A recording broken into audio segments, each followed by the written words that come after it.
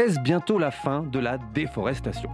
Bonjour, je suis François Pitrel, journaliste environnement pour BFM TV. Et voici la question météo-climat.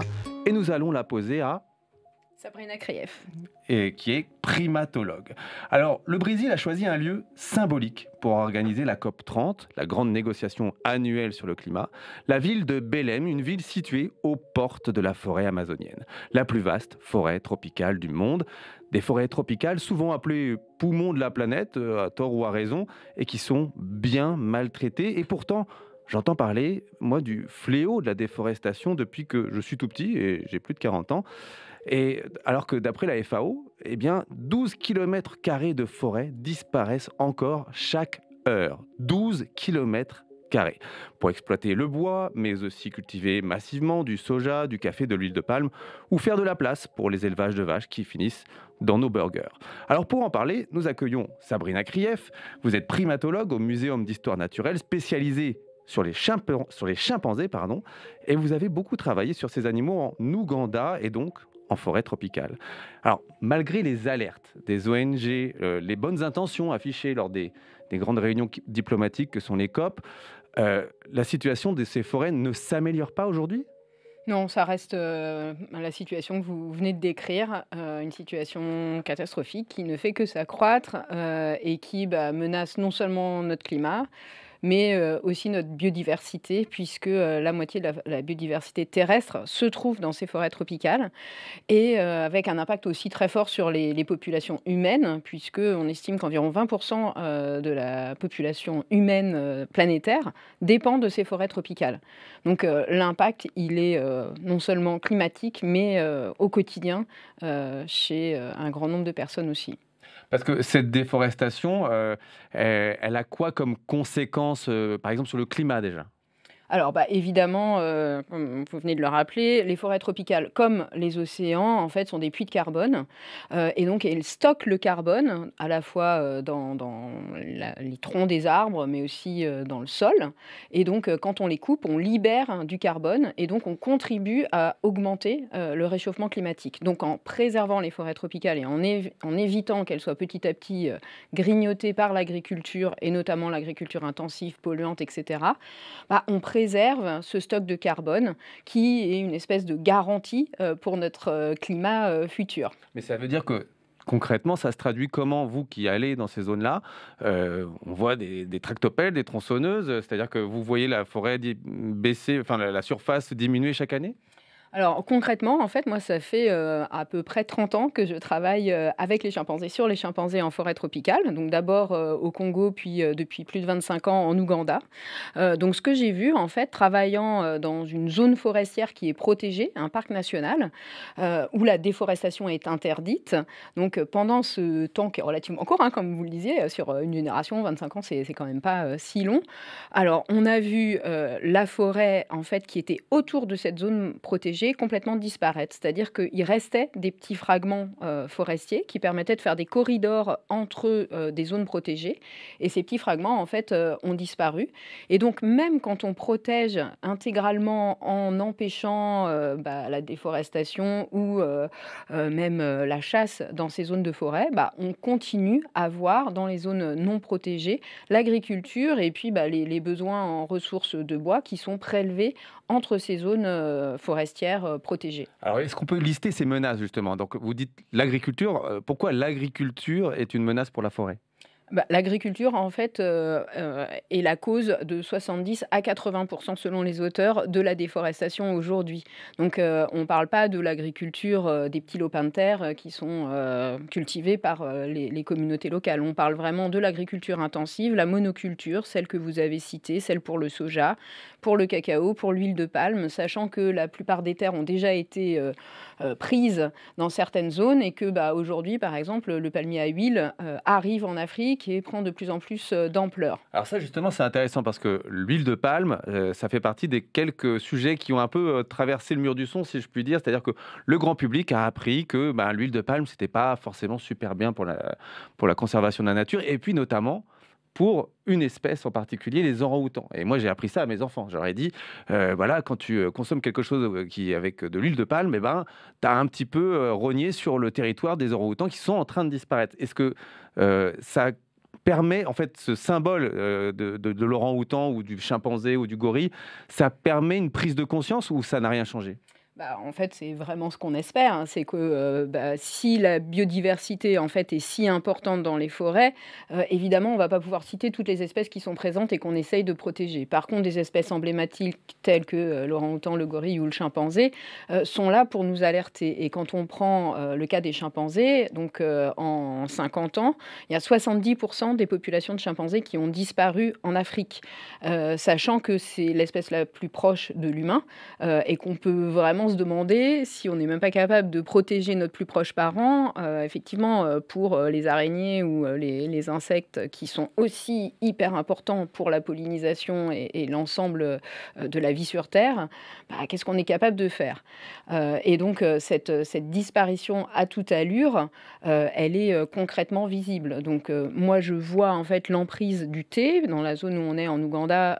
Donc, on a des plantations en monoculture et c'est bien ça le problème, hein, c'est que si on arrivait à faire de l'agroforesterie avec plein de petites espèces Mmh. mélangées, Mais bah, c'est un seul type de plante qui voilà. est élevé, qui pousse à cet endroit-là et c'est ça le problème. Ce sont enfin, les théiers sont des arbres, donc on pourrait se dire, bah, quel problème de remplacer de la forêt par un autre arbre vu qu'il a des feuilles et que, bah, Mmh. lui aussi, il va Mmh. peut-être faire la photosynthèse et finalement garder du carbone.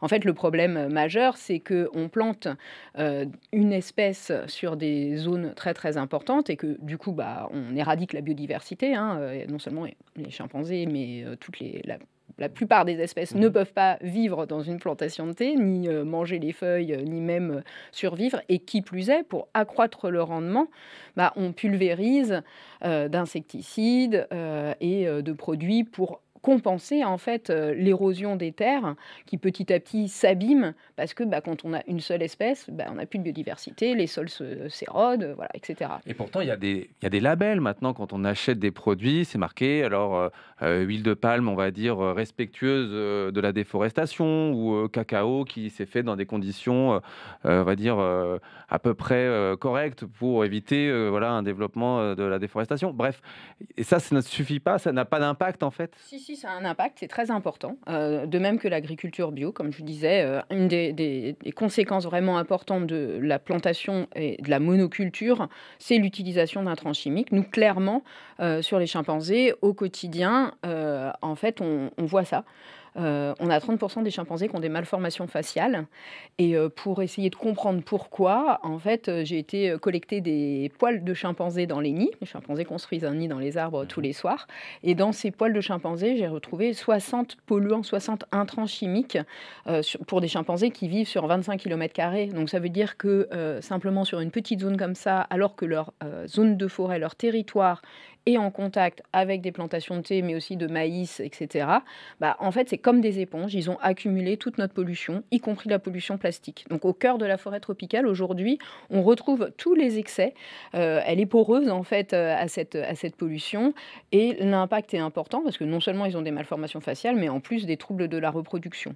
Quand on prend l'eau des rivières qui coulent dans ces forêts et qu'on essaye de faire pousser des têtards dedans ici en laboratoire au Muséum national d'histoire naturelle, ces têtards ont des problèmes de thyroïde, ont des problèmes au niveau de l'axe œstrogénique et androgénique, donc des problèmes de reproduction et aussi des malformations de la tête.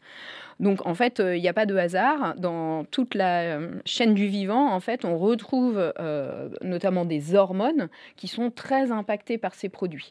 Et donc, si ça impacte les têtards et que ça impacte les chimpanzés, ça nous impactera aussi. Alors qu'ils sont dans des zones qui ne sont pas déforestées. C'est-à-dire que l'impact, de la déforestation, a des conséquences, la déforestation a des conséquences même dans ces zones-là qui sont encore sauvages, on va dire. Exactement. Et donc, pour continuer à répondre à votre question, donc le bio, oui, vraiment hyper important. Ensuite, le commerce équitable également, parce que ça veut dire que les gens qui travaillent dans ces plantations vont avoir des meilleurs revenus. Donc, ils vont pas être obligés d'aller couper illégalement d'autres arbres dans la forêt ou bien de braconner. parce qu'avec ces meilleurs revenus, ils vont pouvoir envoyer leurs enfants à l'école, ils vont pouvoir avoir des dispensaires, ils vont vivre correctement et donc ils vont limiter leur impact sur les ressources aussi. Et ensuite, les tables rondes pour une huile de palme durable, Rainforest Alliance et les labels qu'on essaye de développer. Donc, moi, j'ai une doctorante avec qui je travaille pour essayer de développer un label wildlife friendly, donc chimpanzee friendly, elephant friendly. Oui, à condition qu'ils soient bien respectés et qu'on ait des arguments pour les développer. Mais ça, c'est encore trop petit aujourd'hui. En tout cas, c'est pas juste rajouter une couche et des nouveaux labels pour que les consommateurs soient perdus. C'est juste leur dire, on a des produits qui, si vous les achetez, si ils sont sur votre table du petit déjeuner, parce que c'est principalement des produits du petit déjeuner, vous allez avoir un impact. Et ça, c'est assez génial, parce que on a toujours tendance à penser que si les chimpanzés ou la biodiversité tropicale disparaissent, c'est à cause des Africains ou des Brésiliens ou des Asiatiques qui vivent à côté. Alors qu'en fait, c'est nous, on est les consommateurs de cette forêt. Et donc, alors, qu'est-ce que je peux faire quand je vais dans mon rayon de supermarché pour limiter mon impact ? Au niveau des produits qui ont vraiment un rôle important pour limiter les impacts, il y a effectivement le café, le cacao, le thé, qui sont des produits qui sont cultivés là-bas. On arrête d'en acheter ? Non. Non, on n'arrête pas d'en acheter, on les choisit mieux, parce que si on arrête d'en acheter, en fait, justement, ces petits producteurs qui en vivent et qui peuvent mieux faire, du coup, n'auront plus de revenus. Et là, ça arrive d'être pire. Label équitable, bio, c'est beaucoup plus cher, hein. C'est pas forcément beaucoup plus cher et l'idée c'est que plus il y a une demande, mieux on va pouvoir gérer ça. Nous, à l'échelle de notre petit projet de recherche, donc en Ouganda, on travaille simplement avec une dizaine de petits producteurs à qui on a appris à détecter dans leur plantation de thé la biodiversité et avec qui on essaye de faire de la reforestation, c'est-à-dire qu'au lieu d'avoir des monocultures de thé, on va reprendre des arbres de la forêt voisine. Et c'est ces arbres qui vont procurer de l'ombrage, qui vont et donc je vais favoriser ces producteurs, on va dire, vertueux par mon acte d'achat. Voilà, à l'inverse des grandes sociétés qui, elles, vont continuer à produire, à pulvériser de glyphosate et à mettre, du néonicotinoïde sur le maïs qui est cultivé dans les zones d'interface. Donc ces produits-là, le sucre de canne, le sucre de canne, parce que c'est aussi des grandes productions ici. Donc on peut avoir deux stratégies. Soit on se dit, on veut vraiment protéger les forêts tropicales de certaines zones qui sont plus menacées, et du coup, on choisit des origines un peu différentes. Soit on connaît des produits et on a la traçabilité, et c'est ça qui est hyper important. Et c'est notre rôle, en fait, en tant que scientifique, de valider et de monitorer, en fait, le suivi. Et c'est bien pour ça qu'on va à la COP30 actuellement. C'est vraiment pour essayer de dire, il nous faut des outils scientifiques pour tracer la déforestation, pour tracer les entreprises qui, au contraire, ou les petits producteurs qui, au contraire, sont vertueux, et pour avoir des protocoles et des méthodes qui soient harmonisés entre tous les bassins tropicaux. Parce que si chacun donne sa vision et dit, non, moi, finalement, j'ai plein d'espèces dans ma plantation de palmiers à huile, il nous faut des méthodes qui nous permettent de valider ça. Et c'est là que le travail des scientifiques est vraiment capital. Alors, dans votre travail scientifique, il y a un truc qui m'a passionné, c'est que vous avez étudié la façon dont les chimpanzés s'automédiquent, c'est-à-dire quels sont les aliments ou quelles sont les choses qu'ils vont consommer dans la nature pour se soigner quand ils ont quelque chose qui les dérange. Et vous dites que vous allez vous inspirer de ça pour peut-être nous soigner, nous. Et c'est pour ça qu'on a besoin de ces forêts et donc de ces animaux. Oui, en fait, là, je travaille sur un projet qui s'appelle One Forest Vision, mais c'est aussi One Health, une santé. Donc, on a une forêt, on a une santé. C'est pas la santé humaine d'un côté, la santé animale de l'autre et la santé environnementale ailleurs. C'est l'ensemble qui est très lié. Et effectivement, ces ressources incroyables qui existent en forêt tropicale, elles sont encore méconnues. On estime qu'on connaît seulement 10% des plantes qui ont des propriétés chimiques et biologiques pour soigner. Or, la forêt disparaît à toute allure. Donc, qu'est-ce qu'on a comme moyen pour aller plus vite ? Bon, évidemment, continuer à protéger, mais avoir des guides et ces meilleurs guides, ce sont nos plus proches parents parce qu'ils ont les mêmes maladies que nous, pratiquement, hein. Et ils ont aussi des compétences, une mémoire qui fait qu'ils connaissent les plantes de la forêt et ils sont capables d'associer un symptôme à une plante qui améliore leur santé. Et donc, effectivement, c'est le travail que je fais depuis à peu près Alors, 25 ans. qu'est-ce qu'ils mangent qui pourrait nous aider? Alors, il y a des Alors, feuilles. on a trouvé effectivement des feuilles très amères qui ont des propriétés contre le paludisme. Donc, on a mis à jour des molécules complètement nouvelles qui nous ont été révélées par les chimpanzés. On a aussi travaillé sur des écorces d'une plante qui s'appelle Albizia, Grandibacteata. Je dis non parce qu'il y a des gens qui ont sûrement des Albizia, pas tout à fait de la même espèce dans leur jardin. Mais ces écorces, en fait, ont des propriétés vermifuges, donc qui permettent aux chimpanzés de se déparasiter. Mais elles ont aussi des propriétés anticancéreuses sur les cellules des tumeurs des poumons. Et puis là, en ce moment, on travaille encore justement sur ces nids de chimpanzés, puisqu'en fait, on s'est rendu compte que parmi les centaines de plantes que les chimpanzés avaient à disposition, ils construisent leurs nids avec des arbres qui ont des propriétés répulsives contre les moustiques.